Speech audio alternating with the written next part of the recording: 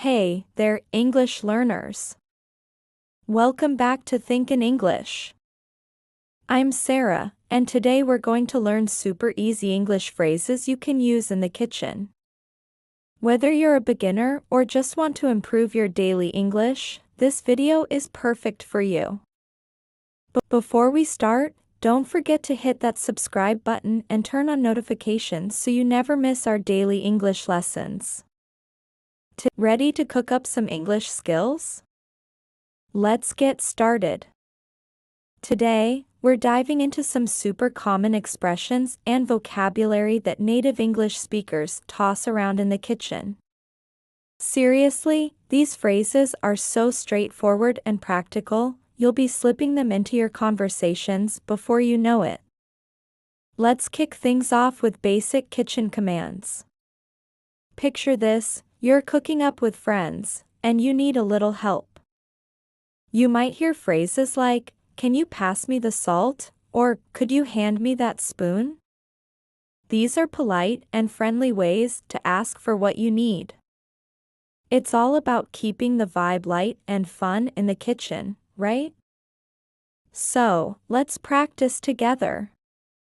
Try saying it with me. Can you pass me the salt? Easy peasy.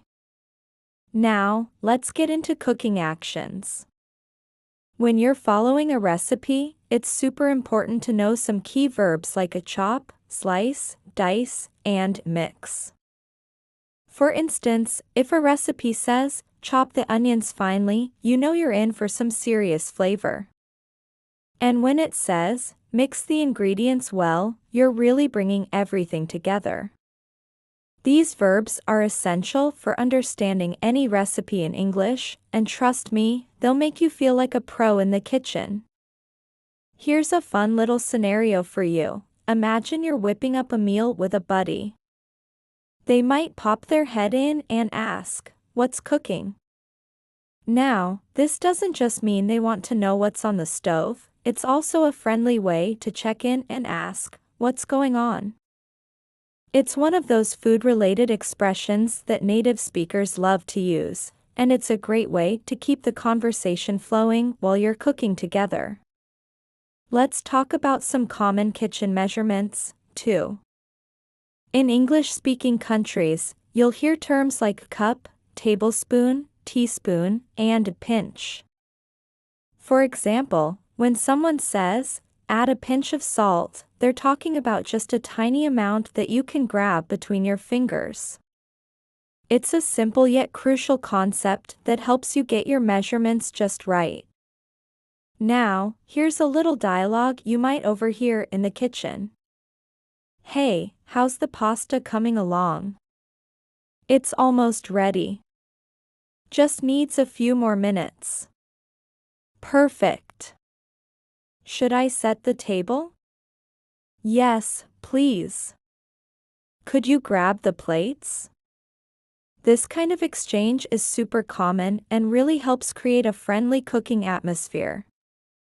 Remember, the kitchen is an awesome place to practice your English because cooking is all about engaging your senses and actions. When something smells amazing, you can say, "That smells delicious." And when you taste something, you might find yourself saying, "This needs more seasoning," or "It's perfect just as it is." These expressions not only help you describe your cooking but also connect you with others who share the joy of food.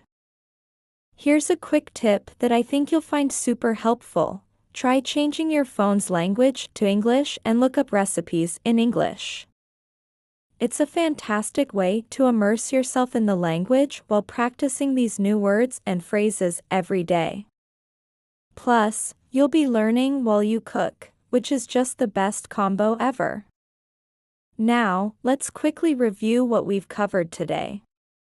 We've explored basic kitchen commands, cooking actions, measurements, and those everyday kitchen conversations that make cooking so enjoyable.